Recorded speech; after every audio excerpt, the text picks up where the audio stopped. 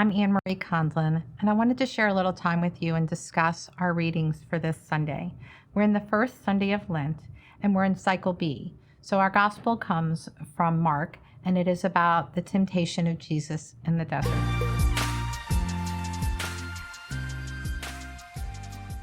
There's three things I'd like to tell you about with regard to this gospel. The first is the term immediately.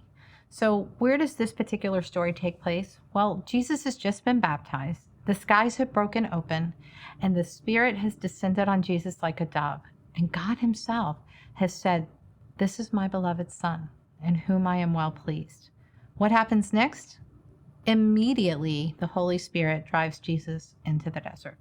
This term immediately is not used by accident. It is not an incidental word.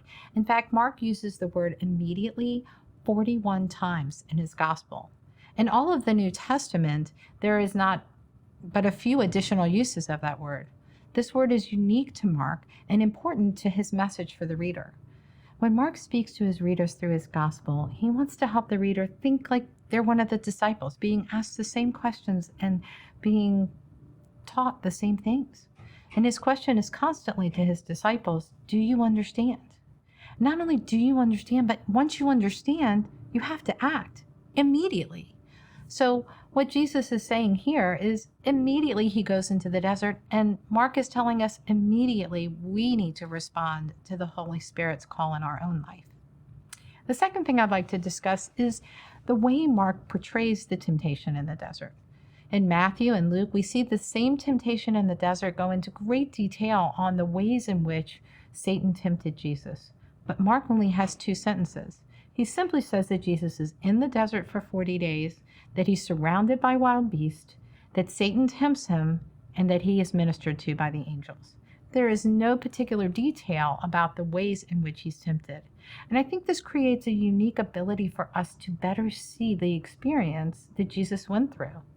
It isn't simply 15 minutes of temptations that we might think when we read Matthew or Luke. It was 40 days and nights of temptations. Satan was constantly tempting Jesus, constantly trying to distract him from God's message to him, constantly trying to divert his attention from what God was trying to draw him to. But Jesus said yes to God and no to Satan, as he did throughout his entire life. The third point I'd like to make is about the desert and the angels who ministered to Jesus. Jesus wasn't alone in the desert, and it's really important to understand that for us too, even when we're in the deserts of our life, we aren't deserted. God has promised to be with us. Need a reminder of this?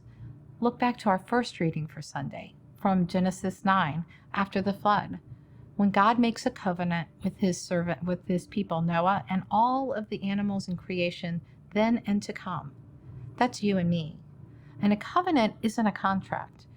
A covenant means we're written on the heart of God, and God is written on our hearts.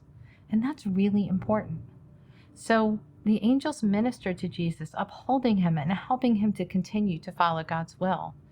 The Holy Spirit and angels guide us as well when we go through the storms of our lives or when we're in the desert places. And the rainbow that God provided in Genesis 9, it was a sign of the covenant. And it was a promise that he would never destroy the world by flood again. That same rainbow reminds us that God walks us through everything, and that when we're in the storms or in the deserts of our life, they aren't going to last forever. There will be a rainbow. God walks with us through it, and he's there on the other end to bless us and to continue to hold us in his arms and in his heart. Thank you.